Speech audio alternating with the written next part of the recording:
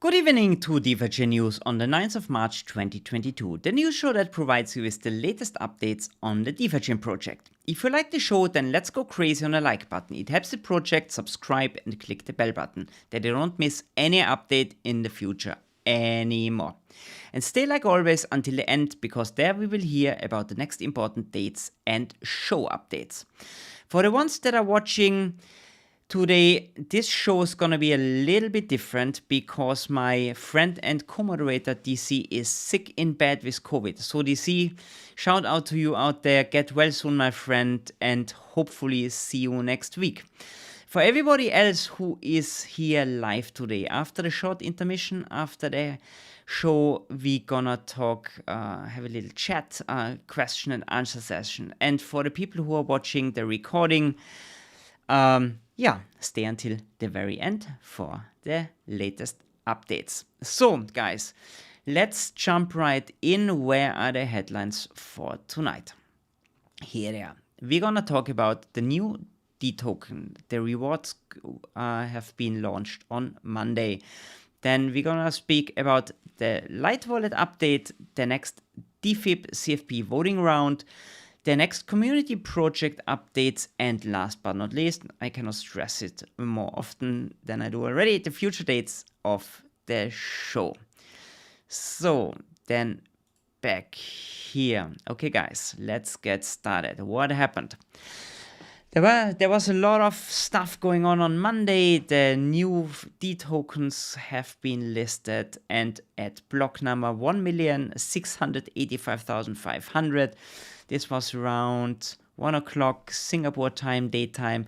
Microsoft, Netflix, Facebook, aka Meta, and Vanguard 500 ETF with the ticker VOO went live. So they've been on the DEX already for a couple of days, but at that time, at that block height, the rewards finally kicked in.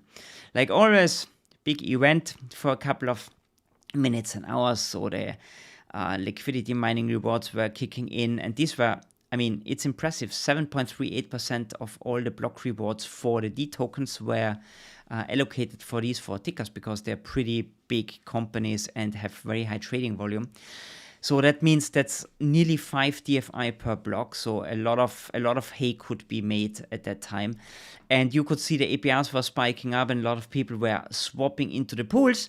But like we said, what happened? Not so much happened in that way, because these rewards got kind of they changed quite quickly. So at the beginning, they dropped dramatically, because every doubling of the total value locked in a pool, of course, the rewards half.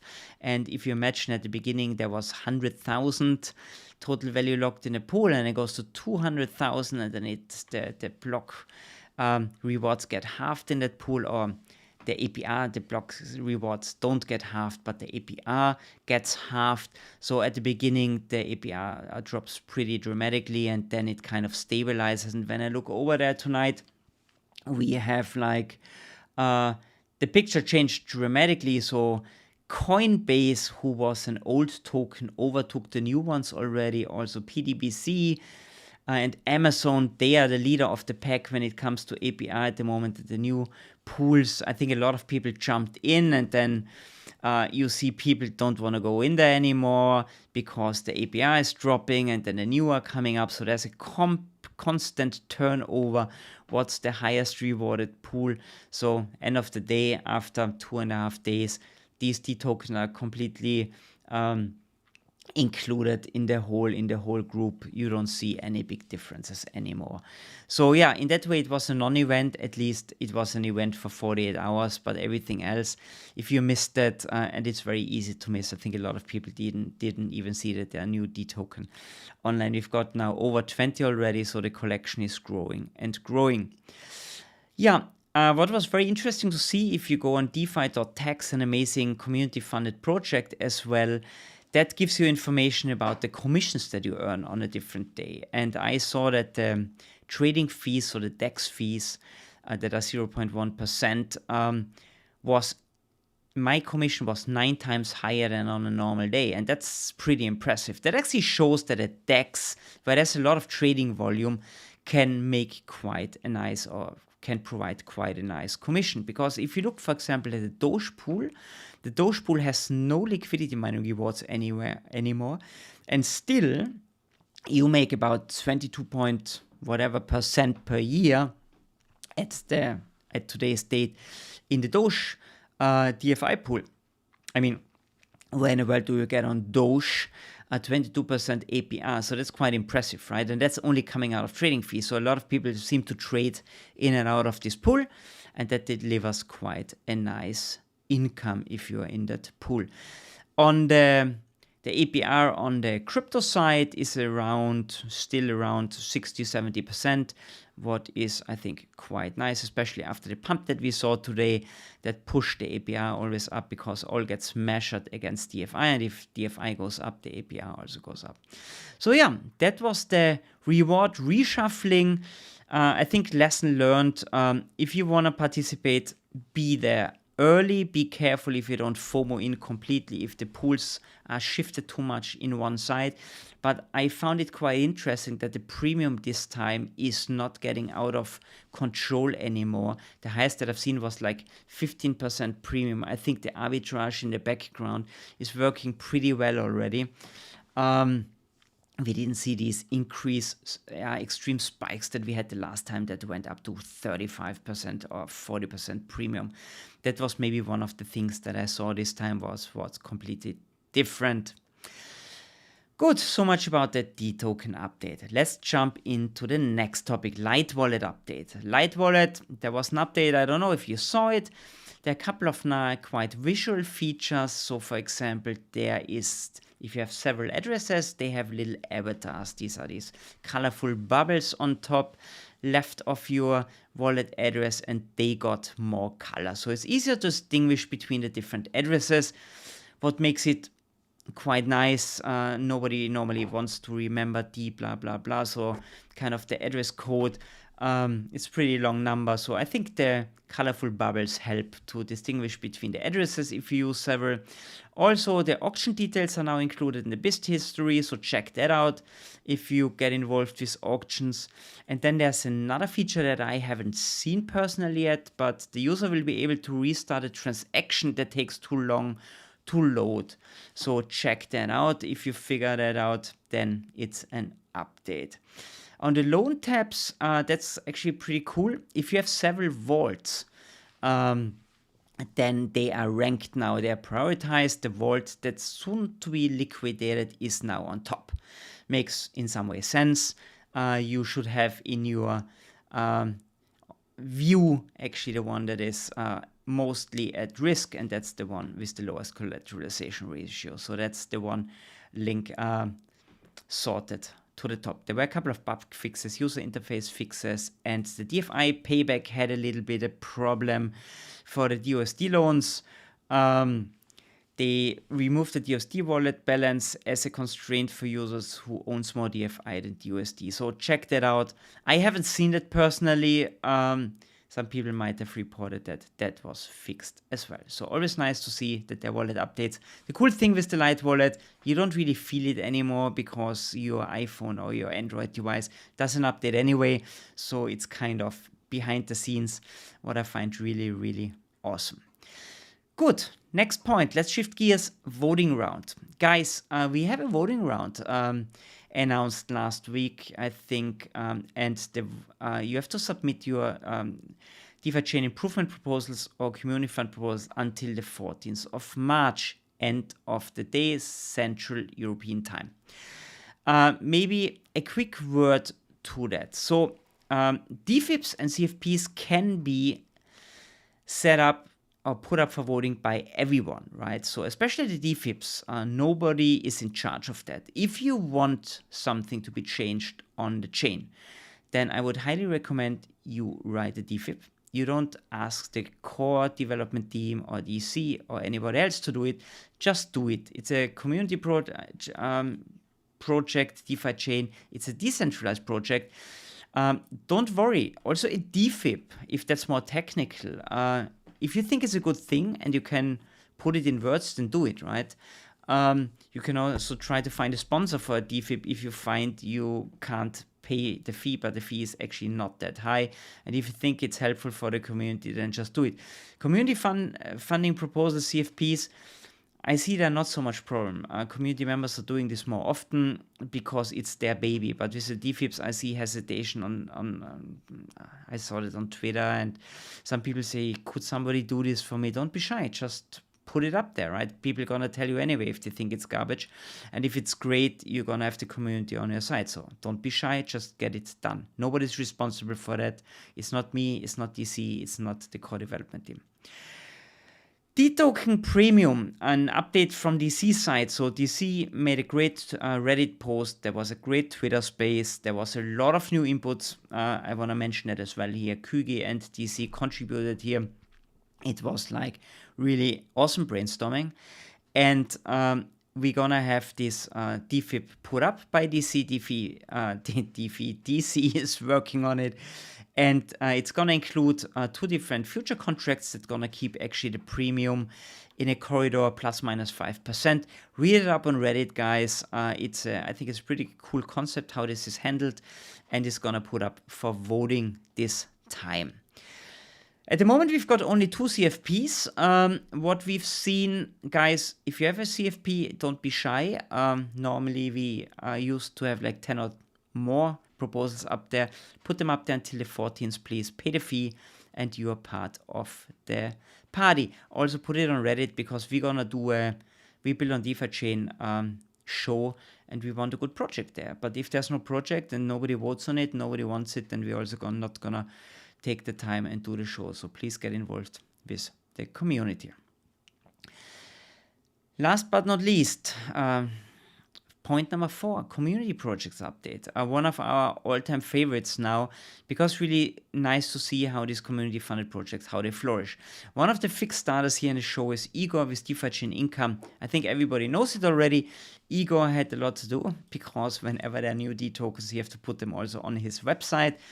He did this a little bit after the tokens launched. Thanks a lot for that, Igor. I can't live without your project anymore. I'm completely blind, because, I'm a little monkey. I need my dopamine kick every couple of hours, and I want to see what's coming in and how are my pools performing as a big liquidity miner.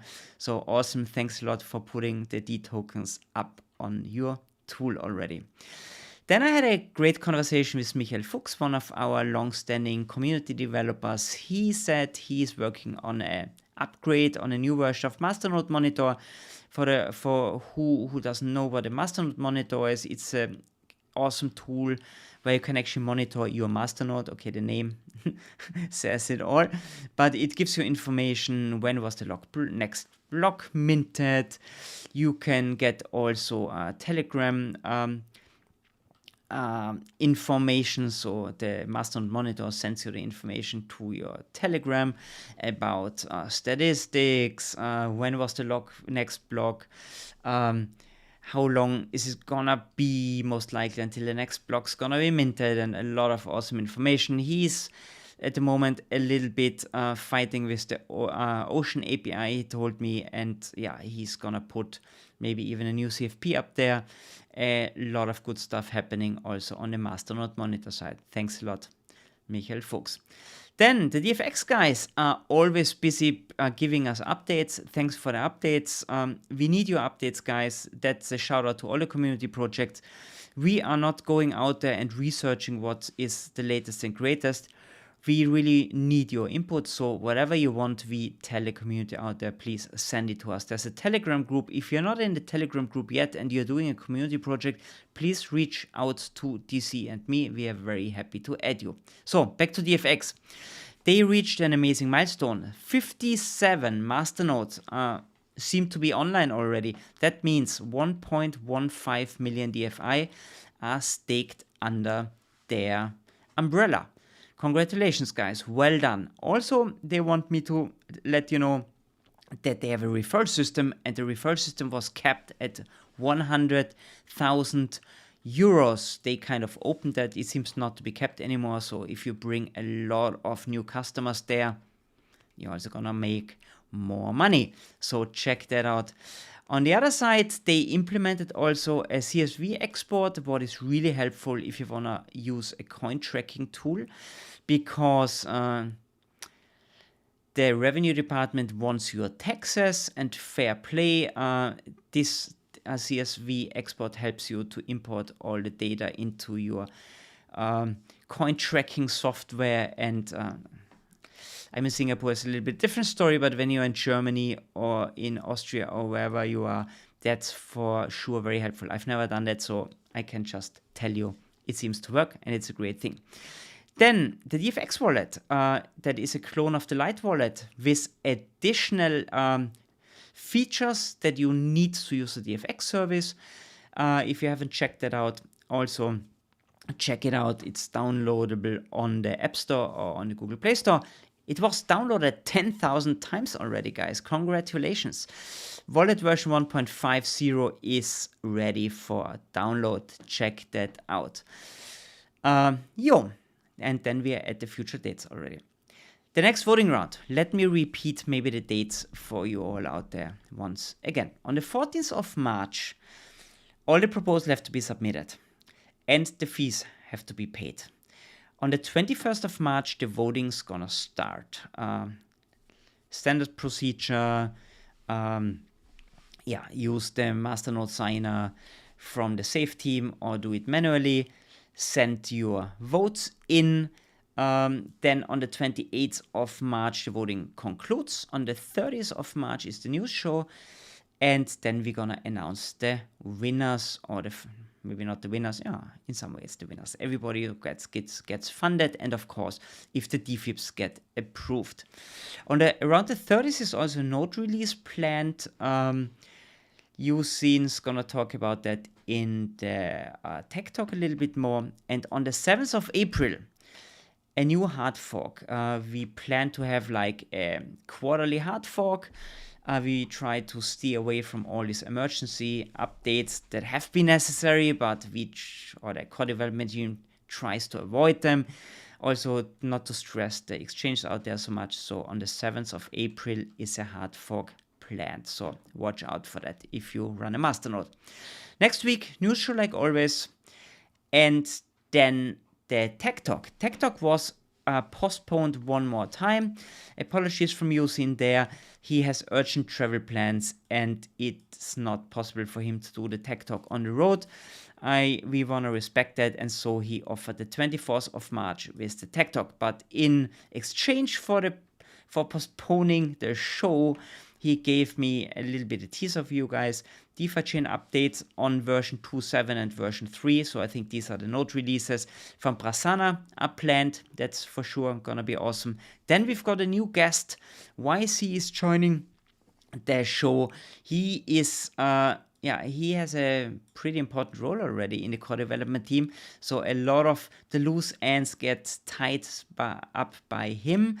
He is one of the go-to guys in the core development team, and he's going to talk about his Lite wallet survey that he's done together with JJ. That's going to be super exciting. Check that out.